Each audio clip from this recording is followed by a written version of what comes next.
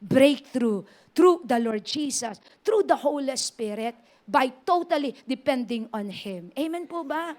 Yung mga may matatas na cholesterol, mataas na blood pressure, okay, pinag-pray mo at gumaling. Pastora, magaling na po ako. Yes, Lord. Amen, Lord. Kumain ulit ng half na hita ng lechon.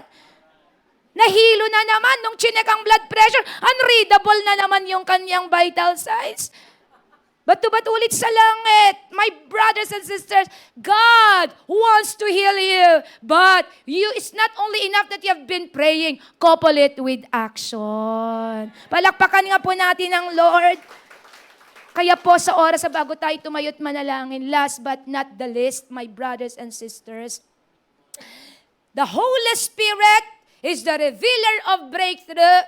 He is the divine decoder. What is a decoder? Revealer of God's blueprint. What God wants you to do, when God wants to do it, and how are you to align with it.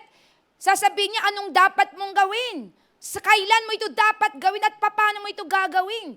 Because the Lord will move in an unusual way. He will align everything according to His will.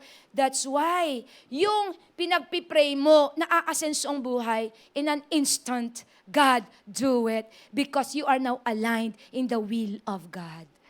Yung pinagpipray mo ng kagalingan, nagulat ka dahil na-win off na lahat ang mga gamot mo. Why? The Holy Spirit reveal it to you by disciplining yourself, eating the right food to eat, and not eating the food that should not be to you.